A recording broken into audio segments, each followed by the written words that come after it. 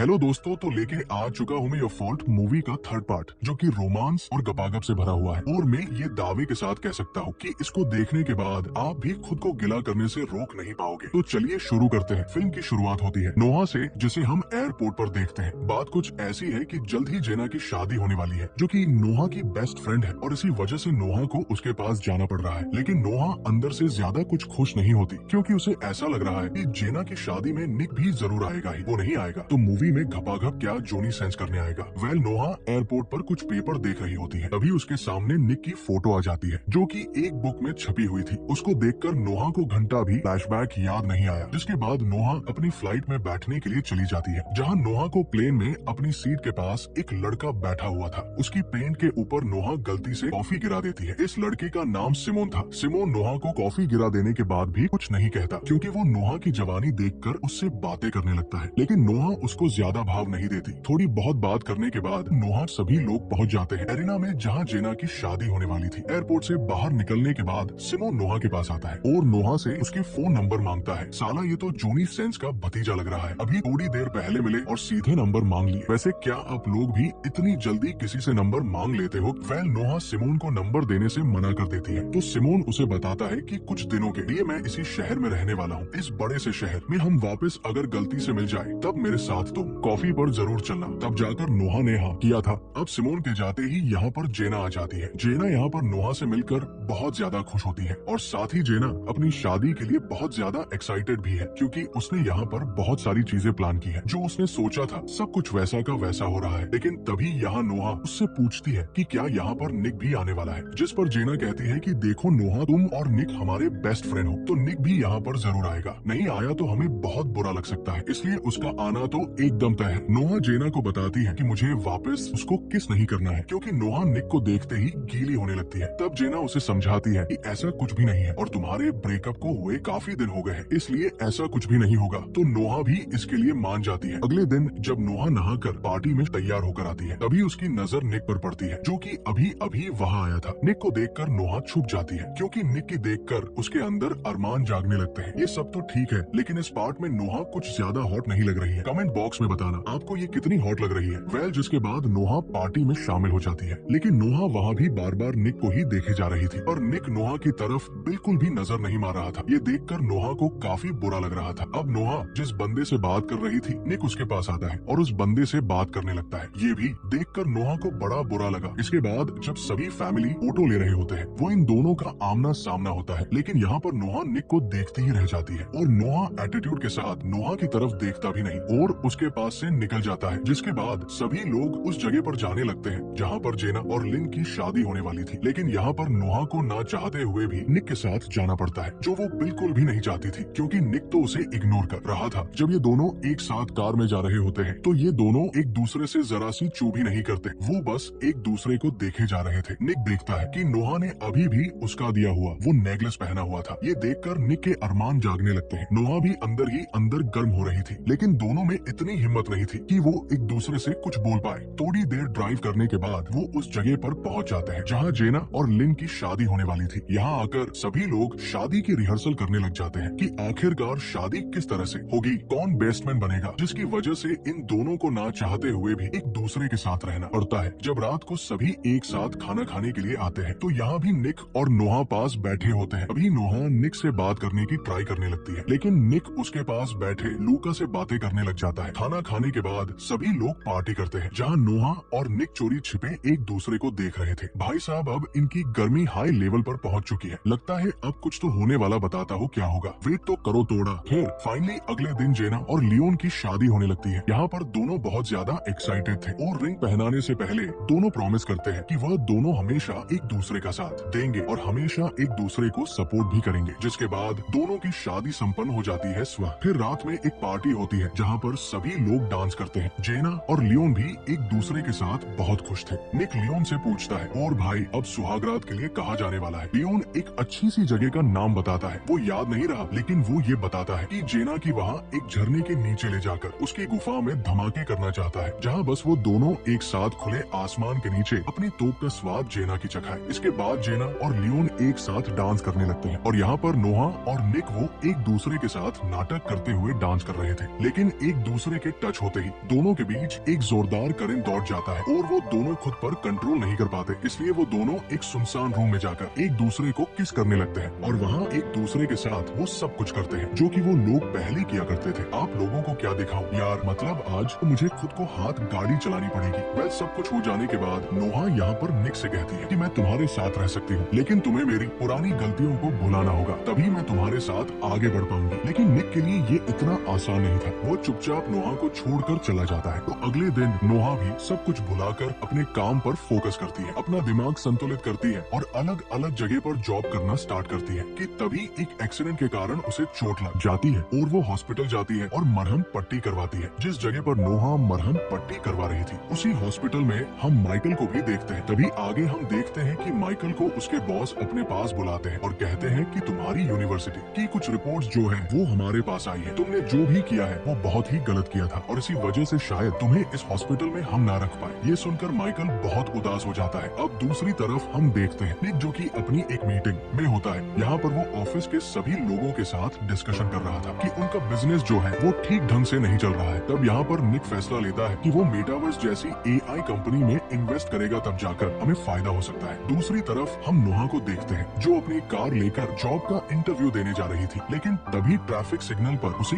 एक आदमी दिखाई पड़ता है। नोहा को समझ नहीं आया कि ये बंदा कौन है, इसलिए वो उसे मिडिल फिंगर दिखाकर वहाँ से चली जाती है। पर हमें पता चलता है कि ये लड़का कोई और नहीं बल्कि सिमोन था। उधर नोहा नई जॉब की तलाश में AI कंपनी के बॉस से मिलती है। बॉस यहाँ पर काम में बिजी था और साथ ही वो नोहा से बात भी कर रहा था। नोहा यहाँ अपने बारे में भी सारी बातें बता रही थी और तभी हम देखते हैं कि ये बंदा कोई और नहीं बल्कि सिमोन है। और सिमोन यहाँ नोहा को देखकर हैरान हो चुका था, पर वो बहुत ज्यादा खुश भी था क्योंकि वो नोहा को पसंद करता है। वो नोहा को बताता है कि हाल ही में हम ट्रैफिक सिग्नल पर भी मिले थे और वहाँ तो तुमने बीच वाली उंगली दिखा दी थी। तब यहाँ पर नोहा कहती है कि मुझसे बहुत बड़ी गलती हो गई है, शायद वह ये जॉब ना कर पाए, लेकिन अगर करेगी तो वो सोच कर बताएगी और फिर वहाँ से चली जाती है। जिसके बाद हम निक और सूफिया दोनों को एक साथ में देखते हैं जो कि एक दूसरे के साथ ही रहते थे। दरअसल सूफिया निक की पर्सनल लॉयर होती है, लेकिन वो लॉयर कम और गर्लफ्रेंड ज्यादा है। वो दोनों एक दूसरे के साथ वो सब कुछ करते हैं जो कि गर्लफ्रेंड बॉयफ्रेंड साथ में किया करते हैं। यहाँ पर सूफिया निक से पूछती है कि तुम जेना की शादी में गए थे तो क्या तुम्हें वहाँ नोहा नहीं मिली, जिस पर निक कहता है कि मिली थी पर हमने बात नहीं की थी, पर वो सब कुछ किया था जो वो सोफिया को नहीं बता सकता था। इधर नोहा को कहीं भी जॉब नहीं मिल रही थी, इसलिए वो सिमोन के ऑफिस आ जाती है, जहाँ पर वो सिमोन के ऑफिस को ज्वाइन कर लेती है। और सिमोन तो चाह ही रहा था कि नोहा उसके पास आ जाए क्योंकि वो उसे पसंद करता है। पसंद नहीं करता, भाई नोहा की गुलाबी गुफा खोदना चाहता है बस, और कुछ नहीं। दूसरी तरफ हमारा निक नोहा को बहुत बुरी तरह से मिस कर रहा था। वो उसकी फोटो देख रहा था जैसे अभी बाथरूम में जाकर हाथ गाड़ी चला लेगा। वेल निक साथ ही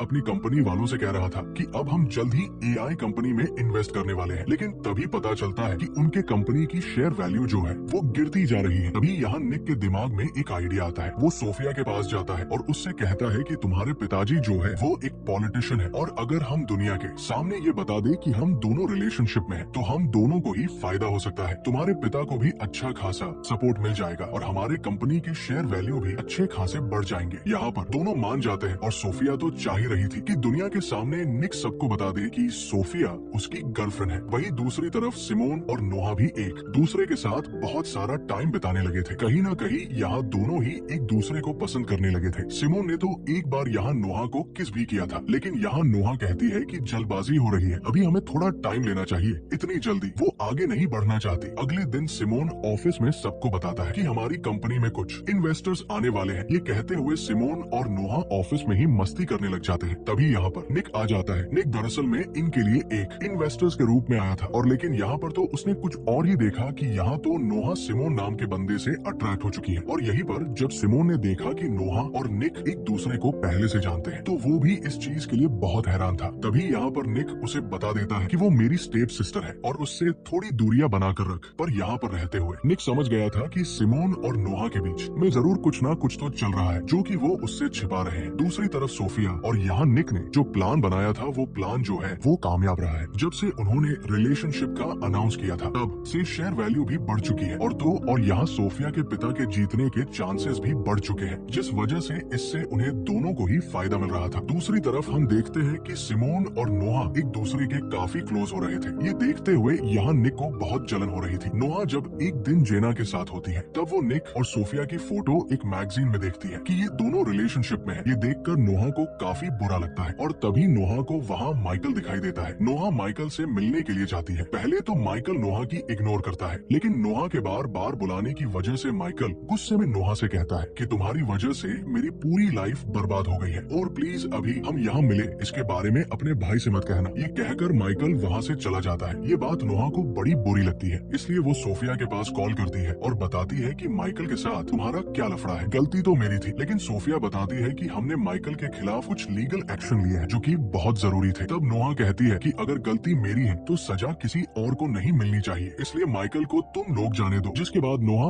अपने स्टेप डैड के घर पर आ जाती है, जहाँ पर वो सभी लोगों से मुलाकात करती है और यहाँ पर नोहा की छोटी बहन मैगी भी यहाँ पर आ जाती है, जो कि अपनी माँ के साथ रहती है, लेकिन कभी कभी वो यहाँ पर आती है। और मैगी और नोहा जो है वो बहुत ही अच्छे दोस्त है, एक दूसरे को काफी अच्छे से समझते हैं और वो मैगी का बहुत ख्याल भी रखती है। अब निक यहाँ पर नोहा से कहता है कि ये बहुत बुरी बात है, जिस जगह पर तुम काम करते हो वहीं के बॉस के साथ तुम्हें उल्टे सीधे रिश्ते नहीं रखने चाहिए। लेकिन यहाँ पर नोहा उससे कहती है कि फिलहाल यहाँ तुम मेरे भाई हो, बॉस नहीं, इसलिए मैं तुम्हारी एडवाइस नहीं ले सकती हूँ। निक भी समझ गया था कि अगर ऐसी बात है तो फिर ठीक है, वो सारी चीजें संभाल लेगा। अगले दिन निक सिमोन के ऑफिस जाता है। वहाँ जाकर वो अनाउंस करता है कि अब से कोई भी एम्प्लॉय किसी के साथ भी रिलेशनशिप में नहीं रह सकते। ये चीज यहाँ सिमोन को बुरी लगती है। वो निक के पास जाता है और कहता है कि मेरे ही ऑफिस में तुम इस तरह से नियम नहीं बना सकते। लेकिन यहाँ निक कहता है कि ये नियम बहुत जरूरी है, तभी सभी लोग अच्छे से काम कर पाएंगे। अब नोहा जो है वो सिमोन के घर जाती है। सिमोन कहता है कि मुझे कंपनी की कोई परवाह नहीं है, मुझे सिर्फ तुम्हारी परवाह है। लेकिन नोहा उससे कह रही थी कि मेरा भाई हम दोनों को दूर करके ही छोड़ेगा, इसलिए अच्छा यही होगा कि हम एक दूसरे से ही दूर हो जाए। वहाँ निक ने सिमोन के पूरे ऑफिस में कैमरे लगा दिए थे। एक जगह उसने देखा कि यहाँ पर सिमोन और नोहा जो है वो झगड़ रहे हैं। ये देखकर उसे बड़ा अच्छा लगा और फिर नोहा जो है वो निक के पास जाती है। वो निक से कहती है कि मैं यहाँ पर नहीं रह सकती, इसलिए ये मेरा रेजिग्नेशन लेटर है, क्योंकि वो सिमोन के साथ है और वो उसके साथ रहना चाहती है, जो कि रूल्स के खिलाफ है। जैसे तुम सोफिया के साथ रह रहे हो, लेकिन यहाँ पर निक बताता है कि जो तुम सोच रही हो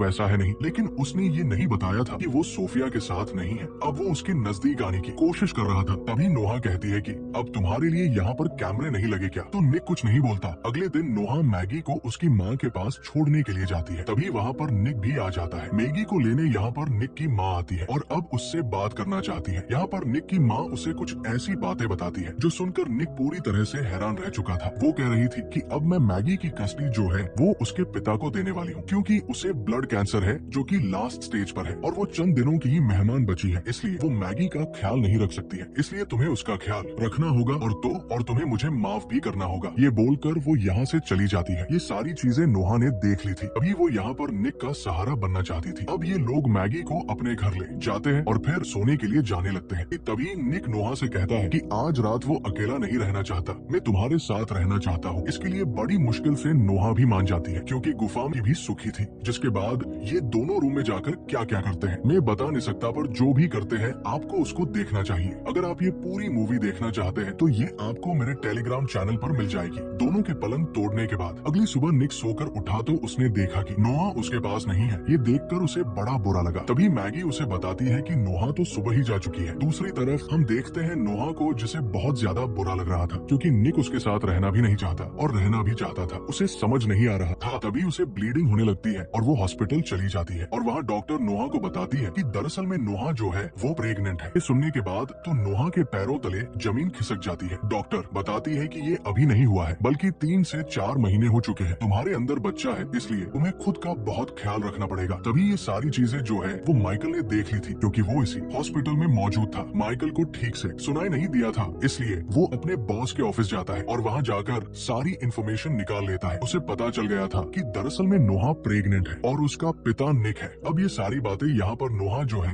वो अपनी बेस्ट फ्रेंड जेना को बताती है और कहती है कि बहुत बड़ी प्रॉब्लम है। वो निक को ये बात बता नहीं सकती, क्योंकि ये सब कुछ तभी हुआ था जब हम शादी में मिले थे। इसके बाद माइकल सोफिया से मिलता है। सोफिया से कहता है कि जो लीगल एक्शन मुझ पर लिया गया था उसे तुम लोग अपने पास रख लो, वरना मैं ये सारी चीजें सबको बता दूंगा। नोहा की प्रेग्नेंट वाली बात उसने यहाँ सोफिया को बता दी थी। वो उसे ब्लैकमेल करने लगा था, इसलिए सोफिया भी डर जाती है। उसे समझ नहीं आ रहा था कि आखिरकार अब माइकल का करना क्या है, क्योंकि अगर माइकल ने मुंह खोला तो यहाँ निक की पूरी कंपनी डूब सकती है। अब सोफिया निक के साथ एक पार्टी में जाती है, जहाँ पर सोफिया निक को ऑब्जर्व कर रही थी कि आखिरकार निक और नोहा के बीच में में क्या चल रहा है। यहीं पर वो लोग मेटावर्स कंपनी से हाथ मिलाते हैं और उनके साथ डील करते हैं। यहीं पर सोफिया और नोहा एक दूसरे से मिलते हैं। बातों ही बातों में सोफिया यहाँ पर नोहा से कहती है कि कुछ बातें ऐसी होती है जो निक को नहीं बताई जा सकती। यहीं पर निक और नोहा की भी मुलाकात होती है। निक ने यहाँ देखा कि नोहा की तबीयत थोड़ी बिगड़ी हुई है, इसलिए वो उसके पास जाता है और वो उसे तुरंत ही उसके घर भी छोड़ने के लिए जाता है, क्योंकि उसकी सचमुच ही तबीयत खराब थी। लेकिन निक को ये नहीं मालूम है कि दरअसल में नोहा प्रेग्नेंट है। यहाँ पर नोहा कहती है कि क्या तुम मुझे माफ कर सकते हो, लेकिन निक कहता है कि ये मेरे लिए इतना आसान नहीं होगा और वो यहाँ से चला जाता है। अब कुछ दिन बाद हमें मालूम चलता है कि निक की माँ का देहांत हो गया है। सभी लोग उनके फ्यूनरल में आए हुए थे और सभी लोग यहाँ निक को सहारा दे रहे थे। यहीं पर हम देखते हैं नोहा को, जो कि मैगी का बहुत ख्याल रख रही थी, क्योंकि वो उसे बहुत अच्छे से समझती है और उसे बहुत अच्छे से समझाती भी है। अब सोफिया यहाँ नोहा से मिलती है। वो उसे बताती है कि मुझे मालूम है कि तुम प्रेग्नेंट हो और वो बच्चा निक का है, लेकिन अगर निक उसे एक्सेप्ट नहीं करना चाहता तो तुम्हें यहाँ से चले जाना चाहिए। जाने से पहले वो अपने घर में मैगी से मिलती है। मैगी से कहती है कि अब ये कमरा तुम्हारा हुआ, जब भी वो यहाँ पर आएगी तो बस मुझे यहाँ पर रहने के लिए जगह दे देना। वो उसे बहुत ही अच्छी अच्छी बातें करती है और यहाँ से चली जाती है। अब सोफिया और निक साथ में थे तो निक यहाँ पर सोफिया से कहता है कि अब हमें अलग हो जाना चाहिए और शायद हमें ब्रेकअप कर लेना चाहिए, क्योंकि यही सही होगा। लेकिन सोफिया कहती है कि तुम डरते हो अपने पिता से, उनकी रिस्पेक्ट करने से, तुम डरते हो लोगों को माफ करने से, क्योंकि अगर माफ करना ही होता तो तुम अब तक नोहा को माफ कर चुके होते। ये सारी बातें निक को बहुत दिल पर लग जाती है। दूसरी तरफ हम देखते हैं कि माइकल को ऐसा लगा था कि शायद सोफिया और निक ने जो लीगल एक्शन लिया था वो वापस ले लिया होगा, लेकिन ऐसा नहीं हुआ। उसकी प्रॉब्लम तो बढ़ती जा रही थी, वो बहुत ज्यादा प्रॉब्लम में जाते जा रहा था और अब शायद जब उसके ऊपर लीगल एक्शन ले लिया गया है तो अब उसकी हालत बहुत ज्यादा बिगड़ने वाली है। तभी हॉस्पिटल में माइकल की मुलाकात होती है ब्रीडर से, जिसे वो देखकर हैरान रह चुका था। वो समझ गया था कि यही वो चाबी है जिससे कि अब वो सारी उलझने दूर कर सकता है। उधर नोहा जब सब कुछ छोड़ छाड़ कर यहाँ से जाने वाली थी, तभी निक नोहा से मिलने के लिए आता है। निक को अभी भी नहीं मालूम है कि दरअसल में नोहा जो है वो प्रेग्नेंट है। वो तो बस यहाँ पर उसे रोकने के लिए आया था और नोहा जो है वो अपने पेट को छिपा रही थी ताकि निक उसे ना देख पाए। लेकिन आखिरकार यहाँ पर नोहा ने बता दिया था कि वो प्रेग्नेंट है। लेकिन प्रेग्नेंट होने के बावजूद यहाँ पर निक नहीं समझ पाया था कि आखिरकार ये किसका बच्चा है। वो तो समझ रहा था कि सिमोन का है, इसलिए वो कहता है कि अगर सिमोन का भी है तब भी वो उसे एक्सेप्ट कर लेगा। लेकिन ये सुनकर नोहा यहाँ पर गुस्सा होकर चली जाती है और कार को बहुत फास्ट ले जाती है। तब वो एक जगह पर रुकते हैं और अब सब कुछ ठीक हो गया था कि तभी यहाँ एक बंदा आता है और वो यहाँ निक को गोली मार देता है और यहाँ से फरार हो जाता है। ये देखकर नोहा बहुत घबरा जाती है। उसे ऐसा लगा था कि शायद अब निक नहीं बच पाएगा। उसे हॉस्पिटल ले जाया गया और जब कुछ महीनों सालों के बाद यहाँ पर निक को होश आया तो वो बिल्कुल ठीक था। उसे मालूम भी नहीं है कि वो महीनों तक कोमा में था और तब तक उनका एक छोटा सा बेबी हो चुका था जो कि बहुत ही ब्यूटीफुल था। और ये देखकर निक को बड़ा अच्छा लगा था कि अकेले ही नोहा ने इतना कुछ संभाल लिया था मेरे बिना होते हुए भी। अब रात को सोते हुए जब यहाँ निक ने देखा कि उसके बाजू में उसका बेबी नहीं है तो वो हैरान रह चुका था। उसे समझ नहीं आ रहा था कि आखिरकार उसके बच्चे को कौन लेकर गया। तभी यहाँ पर एंट्री होती है बीरर की, जिसने अब उस बच्चे को अपने पास रखा था और कह रही थी कि अब ये बच्चा उसका हुआ जिसे वो अपने साथ लेकर जाएगी। और ये सब कुछ होता हुआ तो निक नहीं देख सकता। हालांकि वो ठीक ढंग से रिकवर नहीं हुआ था, पर चालाकी करते हुए उसने एसोस का बटन दबा दिया था। उसे तकलीफ थी इसलिए वो कुछ भी नहीं कर सकता था कि तभी हम यहाँ पर माइकल को भी देखते हैं जो कि यहाँ पर वीर के साथ ही मौजूद था। यहाँ निक तो पूरी तरह से जख्मी है और अकेली नोहा कुछ नहीं कर सकती थी, जिस वजह से ऐसा लग रहा था कि शायद सिचुएशन आउट ऑफ कंट्रोल है और अब कुछ भी नहीं हो सकता। यहाँ पर ब्रीर भागने की कोशिश करती है कि तभी डॉग उसे रोकता है। तो यहाँ पर नोहा जो है वो डॉग को अंदर भेज देती है और खुद यहाँ ब्रीर के साथ खड़ी हो जाती है जिसके हाथ में बेबी था। लेकिन जो डॉग है ना वो अंदर जा चुका था और अब माइकल यहाँ नोहा को मारने की कोशिश कर रहा था कि तभी वो डॉगी जो है वो माइकल के पास आता है और उसे बुरी तरह से कांच से नीचे फेंक देता है, जिस वजह से वो बुरी तरह से जख्मी हो जाता है। नोहा ने भी मौका देखकर वीरर से अपना बेबी छीन लिया था और वक्त रहते ही यहाँ पर पुलिस वाले भी आ जाते हैं, जिससे कि वो लोग यहाँ पर माइकल और वीर को अरेस्ट कर लेते हैं और इस तरह से ये लोग इस सिचुएशन से बाहर निकलते हैं। अब कुछ दिनों के बाद निक और यहाँ नोहा की शादी होने लगती है, जहाँ पर सभी लोग आए हुए थे और निक और नोहा भी बहुत ज्यादा एक्साइटेड थे। यहीं पर हम सोफिया को भी देखते हैं जो कि उन दोनों की शादी से बहुत ज्यादा खुश थी। जिसके बाद ये लोग यहाँ से जाने लगते हैं और फिर हम देखते हैं कि निक की फेवरेट कार से ये लोग जाते हैं, लेकिन ड्राइव जो है वो नोहा करती है क्योंकि निक को थोड़ी प्रॉब्लम थी। और इसी के साथ ये फिल्म यहीं पर समाप्त हो जाती है। उम्मीद करता हूँ वीडियो पसंद आई हो तो वीडियो को लाइक करके चैनल को सब्सक्राइब जरूर कीजिएगा। Thanks for watching.